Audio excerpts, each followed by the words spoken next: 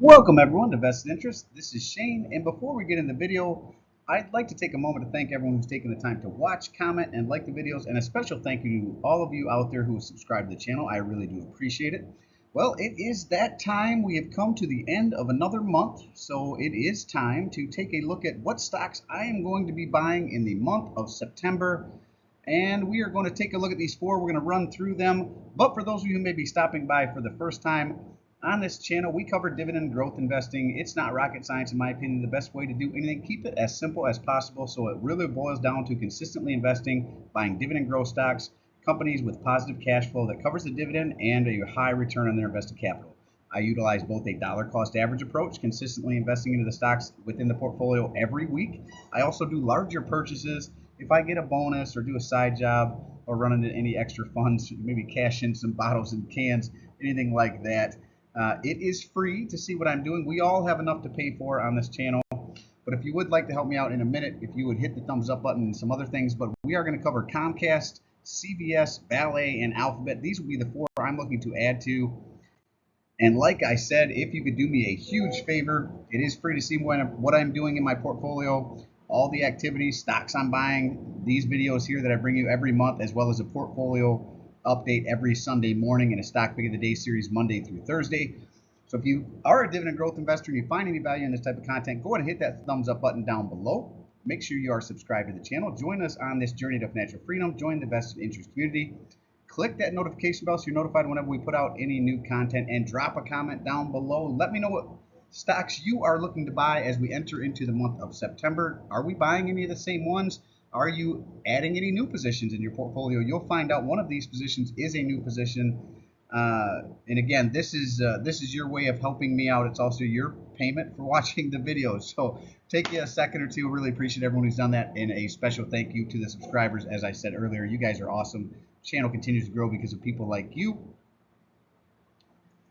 Now let's get into number one, and I've got them in the order of importance for the month. So this will probably be the one I add the most to, with the other ones as we go along, maybe a little bit less throughout the month.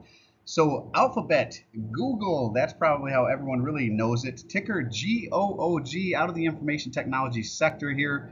They did close out the week at $165.11, and that's right around where I added this one. This is the newest position in my portfolio, so I do want to build this one out. Very low starting dividend yield. We'll see that here in a little bit.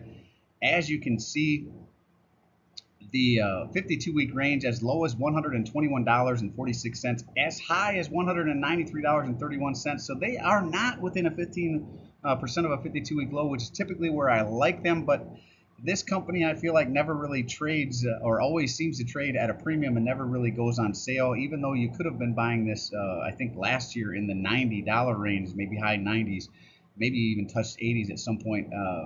But over the last year, 121.46 is the low, 193.31. I'm hoping that this one continues to fall. Looks like it was down a little bit in the after hours, so I can really get this position built out while it's on the cheap. A beta of 1.05, so they are more volatile than the overall market. The analysts call it a consensus buy. They have a price target of $200.36, which would be a 21.42% increase on this one.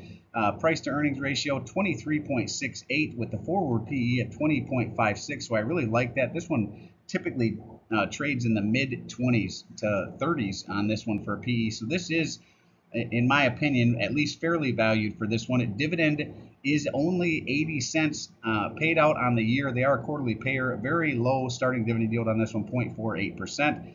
This is more of a growth company that pays a dividend, and it just started paying a dividend. So I am betting, I am putting my money where my mouth is and hoping and praying that this one is going to raise their dividends. Like I said, this is the first year they've paid out their dividends. So my anticipation is they are going to pay fast growing dividends, and that is partly because if we jump over, well, let's keep going here, ex-dividend date, September 9th, 2024. Now let's jump over here, and we're going to check out dividend yield theory first. To do that, we would look at their 5-year dividend yield average, but as I said, they do not have 5 years of dividends. They just started paying, so I can't use that. So if we look at their trailing dividend yield is only going to be over a couple quarters, so this is really not a metric that I would use at all for a company like this. Need 5 years for dividend yield theory to be relevant in my opinion. I know some people will compare it to a 1 year, 3 years, something like that, but I like the 5-year range.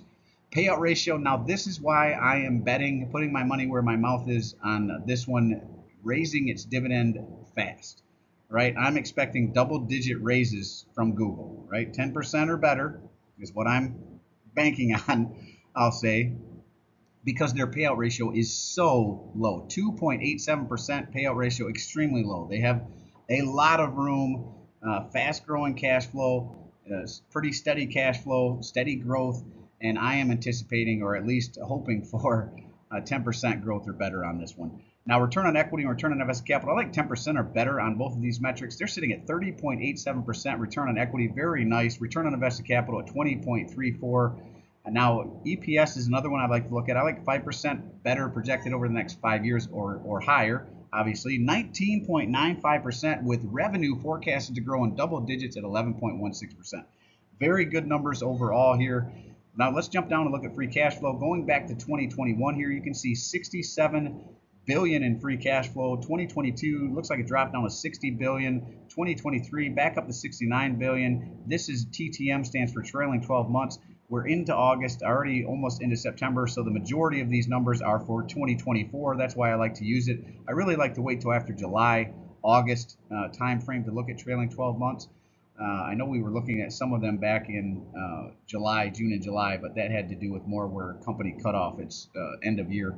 But anyways, trailing 12 months here, 60.7 billion again. So it looks like they're going to do pretty close to what they did in 2023. Obviously, we have Q4 plus September left in the year, but the majority of this now is 2024 numbers. Now you can see here repurchase of capital stock. Even though it looks like there's a bit of fluctuation here, they fluctuate the repurchase of their shares as well.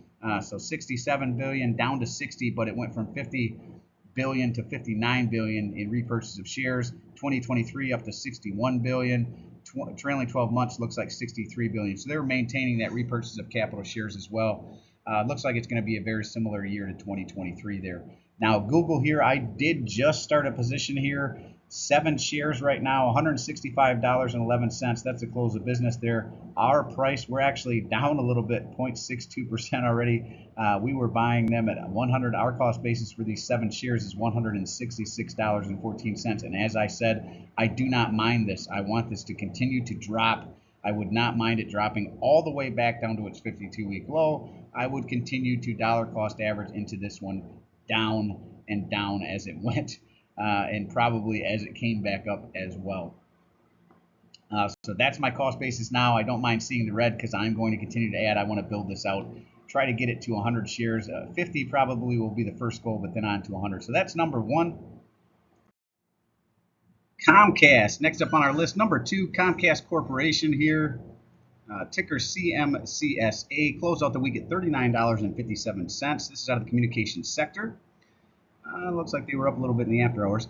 52-week range as low as $36.43, as high as $47.11. So they are close to their 52-week low here, still hanging around down there. Beta of 1, so they are right in line with the volatility of the overall market. Analysts call this one a buy.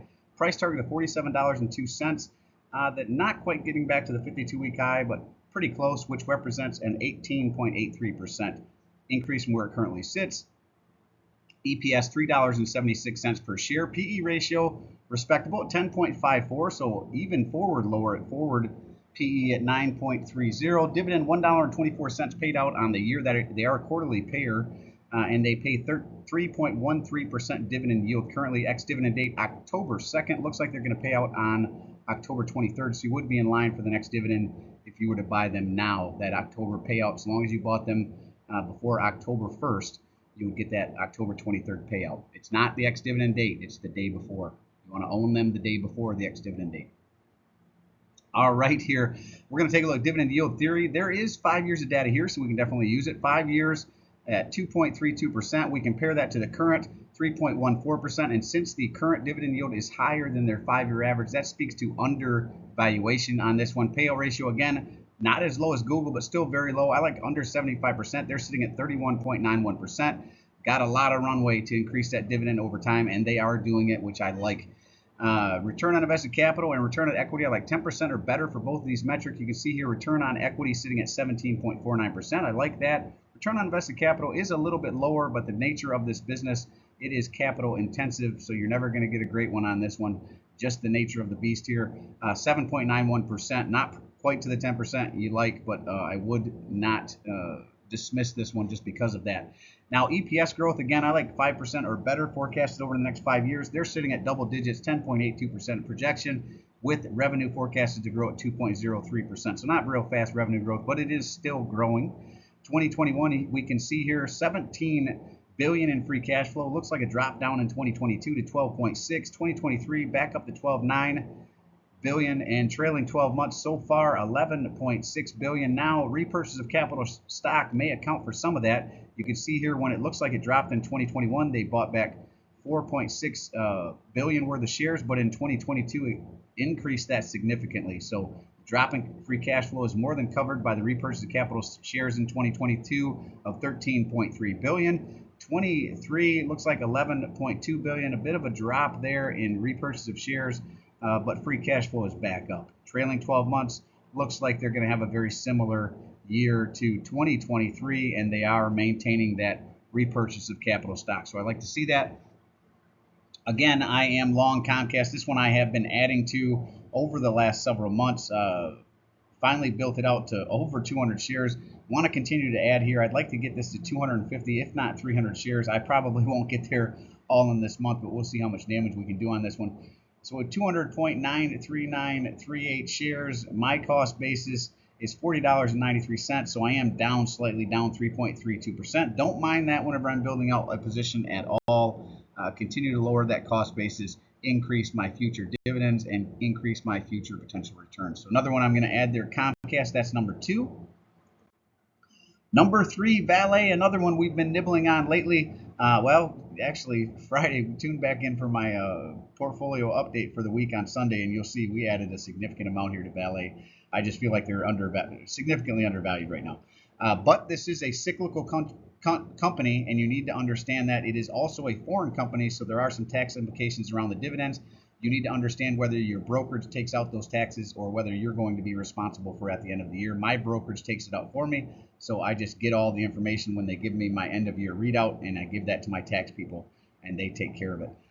Just make sure you understand the implications. We are talking about Valet, ticker VALE. This is out of the mining company, out of the materials sector.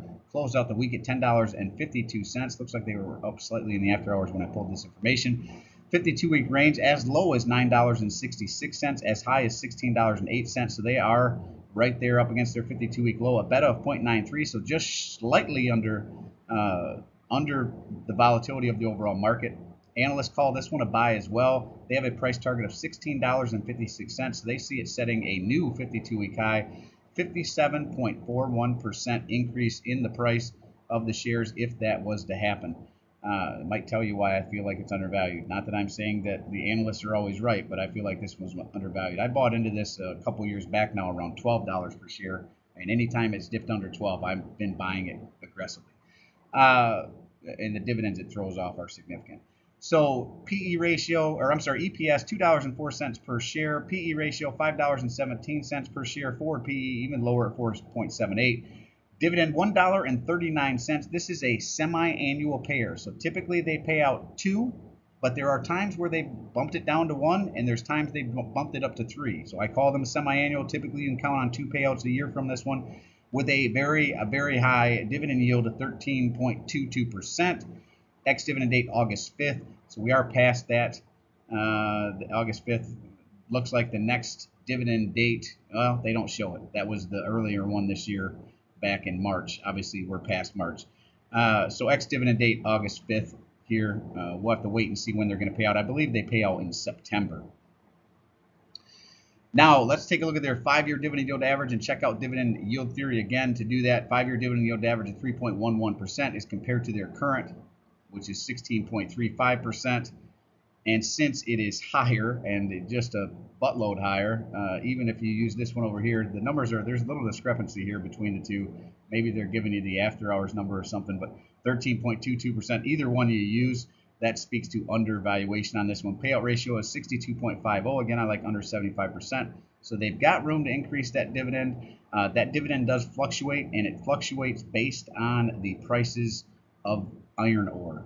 That's their big driver. Iron ore, some nickel, some other products, metals that they utilize for EVs is what this company does. They also have some their own rail lines, their own shipping lines integrated into the business as well. Interesting company out of Brazil here. You ought to check them out. Again, cyclical company. I always try to get them whenever they're pulled back, and that's the nature of the beasts on these ones, the cyclicality. Anything that's based on commodities, oil, for example, precious metals, like this one is, for example, is going to be cyclical in nature, right? So you want to buy whenever those pullbacks happen and ride the wave back up whenever they're headed back up. Return on equity, return on invested capital on this one, again, I like 10% or better. Return on equity sitting at 24.05%. Return on invested capital sitting at 14.9%. Very good numbers overall. EPS growth, unfortunately, was not listed. The revenue growth, again, negative 32.65%. Metal prices, they must anticipate be pulling back, or just maybe a slower demand for them. Now, going back to free cash flow here, going down to 2021, here we see 20.6 billion in free cash flow. Huge drop in 2022 to 6 billion. Back up in 2023 up to 7.2 billion. Trailing 12 months looks like 6.1 billion. Probably going to be a similar year to 2023. They are repurchasing their own shares. 2021, a great year for it at 5.5 billion. 2022 even more at 6 billion, but it does not account for the drop in free cash flow. Again, you can see that cyclicality here. Then down even further in repurchase of shares to 2.7 billion, though the free cash flow is up a little bit. And again, looks like 2024 is going to be very similar numbers to 2023, at least according to the trailing 12 months so far. Again, I do own Vale. I am long all these companies. I have 509.40 shares. I am actively buying. My cost basis, again, I was buying it back in the $12 range. It's below that now, so I'm going to continue to buy it, bring down my cost basis. I am down 15.75%. Decreasing that cost basis, increasing my dividend yield and potential future returns on this one as well. Don't mind doing it. Think it's a great company. Would recommend you check them out if you don't have anything in the materials sector. And number 4, this is the last final one. Well, I say these 4, but I will probably add to other positions. Not probably. I will be adding to other positions as well. These will just be the main ones that I'm focused on throughout the month. Obviously, if I see other opportunities, I'm going to add to other positions. We'll also look at a couple bonuses here at the end. Companies that I think may be fairly valued that I wouldn't mind adding to as well. But these will be the 4 that I'm focused on. This 4th one, CVS Health Corporation, ticker CVS, out of the healthcare sector. Closed out the week at $57.20. Another one I feel is very, very cheap right now. 52-week range as low as $52.77, as high as $83.25. So close to their 52-week low there. Beta of 0.51, so less volatile than the overall market. Analysts call it a buy. All of these, they call it a buy. That's why I'm looking at them. I think they're buys too. Price target $73.58, so they don't see it getting back up to its 52-week high, but that would be a 28.55% increase from where it currently sits. EPS sitting at $5.63 per share. PE ratio low, $10.16 per share. Even lower forward PE expected at 8.24. Dividend $2.66 per share paid out on the year annually. Divide by 4 with a nice starting dividend yield of 4.65%. Ex-dividend date was July 22nd. They paid out on August 1st, so you would be in line for the next dividend for you to buy them now, but you've got to wait a little bit. Let's check out dividend yield theory again. We take a look at their 5-year dividend yield average at 2.89%. We compare it to the current 4.67%, and since it is higher, that speaks to undervaluation. Another one that potentially undervalued according to dividend yield theory. Payout ratio of 45.2%. Very long runway to continue to raise that dividends. They are not as fast as some of the other ones we've seen here, but around 8 to 9%. Last I looked was their last dividend. So very nice to see with so much room to increase it, plus a nice high starting dividend yield. This is a very nice company that is getting beaten up right now because I believe the whole healthcare sector in general has been beaten up in this particular niche with Walgreens, with Rite Aid's closing stores. CVS is closing some stores. CVS also has an insurance arm. A lot of the insurance companies are being hit. United Healthcare, I know, is being hit. So they're getting it from both sides as a retailer, as they're in their pharmacy, as well as the healthcare portion of their company. But those are the times that you want to be buying whenever they're depressed. Again, payout ratio so low, nice starting dividend yield, nice dividend growth as well. Let's continue here. Return on equity is lower than I like. Again, I like 10% or better, 9.73%. And return on invested capital, just the nature of these companies, primarily a retailer, even though they do have an insurance arm, primarily a retailer right now. As that insurance portion grows out, you'll see more revenue coming from there. But for right now, you expect low return on invested capital on something like this because they are a capital-intensive business. They own or lease locations. They may be responsible for maintaining those locations, remodels, that sort of thing. They all have to do. I like, again, 5% or better forecasted EPS growth, sitting at 10.38, so double what I'm looking for there with nice revenue growth, 5.06% projected. 2021, you saw $15.7 billion in free cash flow. 2022, I mean, 13.4. 2023, 10.3. Trailing 12 months, 5.2. But if you look here again, looks like their repurchase of capital shares started in 2022. Accounts for the drop from 2021 down because they repurchased 3.5 billion in shares. 2023 doesn't quite look like it covers it. 2 billion in repurchase of shares. So far, they're repurchasing more shares, and it looks like they may be a little lower. You might have a couple years of decline here, depending on how the last quarter goes. This looks like it may be in line with the 2023 numbers, with a little more repurchase of shares. We'll have to see where they shake out. So far, in the trailing 12 months, with 8 months of the year accounted for here, they're at 5.2 billion, repurchase of 3 billion shares as well. So looks like they might be in line with what they did last year.